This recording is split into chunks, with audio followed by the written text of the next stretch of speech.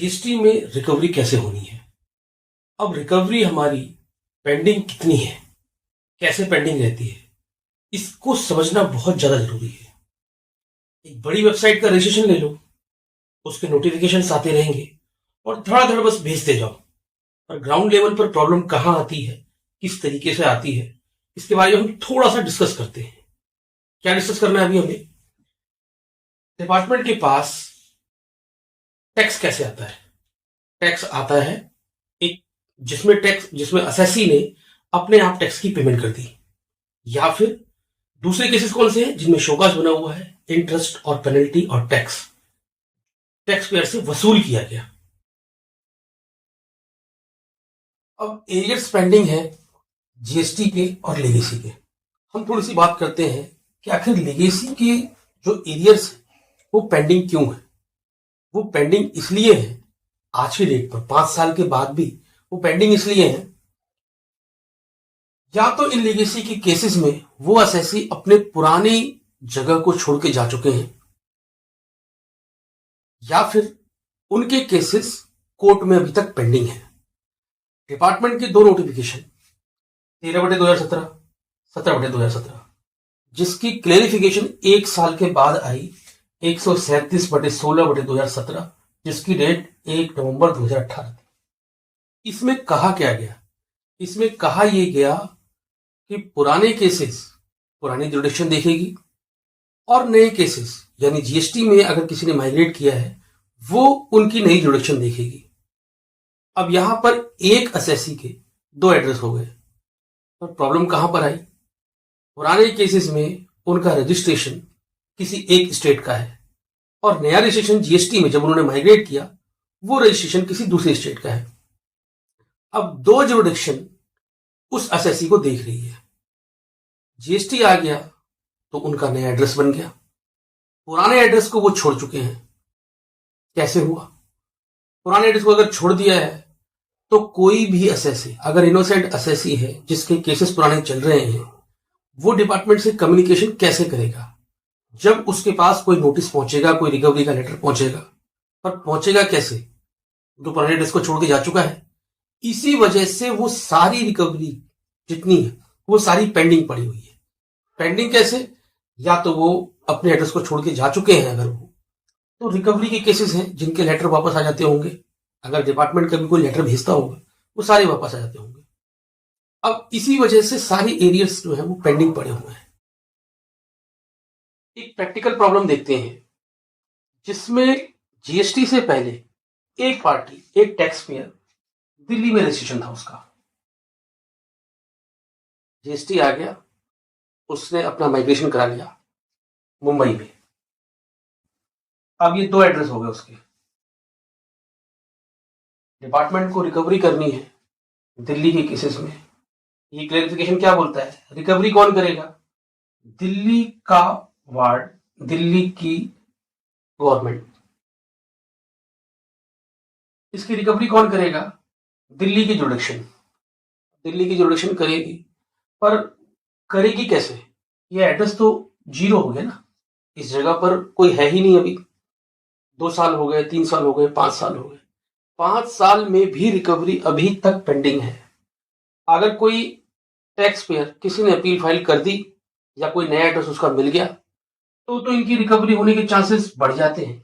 लेकिन अगर tax payer को पता ही नहीं है, किसी कम्युनिकेशन के बारे में उसको पता ही नहीं है, वो तो आसानी से अपना मुंबई में काम कर रहा है, उसको पुरानी अपनी रिकवरी के बारे में नहीं आइडिया है, उसको पता ही नहीं है, उसे पता लगेगा कैसे? जीएसटी में तो नया एड्रेस हो गया उसका, तो फिर कैसे पता लग सकता है? डिपार्टमेंट इन सब चीजों को कैसे रिकवरी कर सकता है? बहुत मुश्किल काम हो जाएगा। नया एड्रेस पता नहीं लगेगा और उसमें डिपार्टमेंट अपना लेटर भेजता रहेगा, वापस आते जाएंगे, सारी एरिया, सारी रिकवरी सब पेंडिंग हो जाएगी। गवर्नमेंट अपने एंड पे बहुत काम करती है, बहुत कोशिश की उसने। वीसीएस की स्कीम लाई, एसवीएलडीएस की स्कीम लाई, जिसमें काफी हैवी डिस्काउंट दे के बोला गया कि भाई आप इन एरियर्स को अपने खत्म कराइए, टैक्स डिपॉजिट करिए, आपको पेनल्टी से, इंटरेस्ट से, सबसे आपको छूट मिल जाएगी। लेकिन उसमें भी कुछ 5, 7, 10%, 20% लोगों ने अपना काम किया, पर अभी तक बहुत सारी एरियर्स जो है वो पेंडिंग है। अगर ये एरियर्स सारे रियलाइज हो जाए तो काफी हद तक रेवेन्यू आ जाएगा। अब हम ये देखते हैं कि इस प्रॉब्लम से निजात कैसे पाई जा सकती है, इसका समाधान कैसे निकाला जा सकता है। तो एक पोर्टल है लिम्स,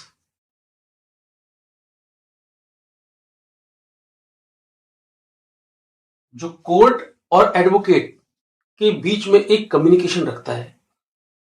इस वेबसाइट पर सभी केसेस की डिटेल डाली जाती है, एडवोकेट के नाम डाले जाते हैं, और जैसे ही ये अपडेट होता है उन एडवोकेट्स को, उन रिप्रेजेंटेटिव को भी आसानी से पता लग जाता है कि हमारा ये केस पेंडिंग है। सेम अगर कुछ ऐसा पोर्टल बनाया जाए जिसमें इन पुरानी लेगेसी के एरियर्स को, शोकाज को, जिनकी रिकवरी होनी है या एडजुडिकेशन होना है या एडजुडिकेशन ऑर्डर कम्युनिकेट करना है, इन सभी को इस विंडो पर अपडेट किया जाए, जिसको जोड़ा जाए इनकम टैक्स से। जब भी ये टैक्स पेयर अपने इनकम टैक्स की रिटर्न फाइल करेगा, उसको उस पैन नंबर पर ये पता लग जाना चाहिए कि मेरी किसी भी डिपार्टमेंट के अंदर ये रिकवरी बाकी है या ये ऑर्डर मेरा बना है, उसके अंदर उसको कम्युनिकेट करने का एड्रेस मिल जाना चाहिए। साथ ही साथ इनकम टैक्स की अपडेटेड जो एड्रेस है वो भी इन डिपार्टमेंट को पता लगनी चाहिए, जिससे कि वो अपना कम्युनिकेशन इसके इनकम टैक्स की के अपडेशन के एड्रेस पर डाला जा सके, उन्हें आसानी से पता लग जाए। इन एड्रेसेस को अगर यहाँ से वेरीफाई हो जाएगा, फिर अगर इनके नए एड्रेसेस मिल जाएंगे तो आसानी से ये सारी जितनी भी रिकवरी के एरियाज हैं, जितनी भी हैं, ये सारी की सारी आसानी से क्लियर हो सकती हैं। कुछ स्ट्रक्चर इस तरीके से और बनाया जाए जिसमें ये डिपार्टमेंट आपस में एक दूसरे को इंफॉर्मेशन शेयर करे, इजी वे में, बहुत आसानी से वे में कहीं से भी आ जाए कि भी ठीक है, अगर डिपार्टमेंट ने कोई सी इनकम टैक्स को लेटर लिखा, डायरेक्ट कोई एक ऐसी अथॉरिटी बन गई जिसमें उन्होंने इनकम टैक्स को लेटर लिखा, इनकम टैक्स से उसकी अपडेटेड डिटेल यहां पर आ गई।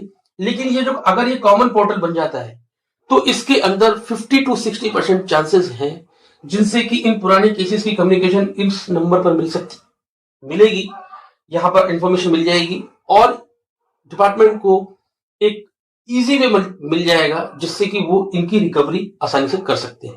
डिपार्टमेंट के सारे केसेस खत्म हो जाएंगे, मैक्सिमम केसेस खत्म हो जाएंगे, पुरानी रिकवरी काफी कम हो जाएगी। जीएसटी के अंदर जो केसेस हैं, ये सब एड्रेसेस नए हैं, इनमें सेक्शन 79 बनाया हुआ है जिसमें सारे रूल लिखे हुए हैं, किस तरीके से रिकवरी होनी है, क्या होना है। तो हम अभी ये डिस्कस करेंगे कि आखिर इस वाले सेक्शन में कैसे रिकवरी हो सकती है। लेकिन उससे पहले एक बहुत इंटरेस्टिंग चीज बताएं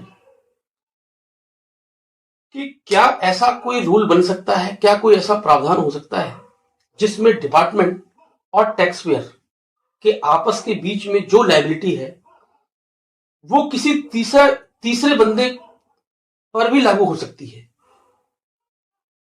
यानी कि उस टैक्स पेयर के डेटर्स पर वो रिकवरी की जा सकती है। जी हां, इसी तरीके के प्रावधान को दिया गया है जिसे हम आगे डिस्कस करेंगे, जिसमें टैक्स पेयर के डेटर्स को भी लायबल बनाया जा सकता है उससे टैक्स रिकवरी करने के लिए, उतने अमाउंट के लिए जितना अमाउंट इस टैक्स पेयर का बाकी है अभी। अगर आपको इन्फॉर्मेशन ये अच्छी लगती हो, हमारे चैनल को सब्सक्राइब कर सकते हैं, जिसका नाम है लीगल ओटीटी। धन्यवाद।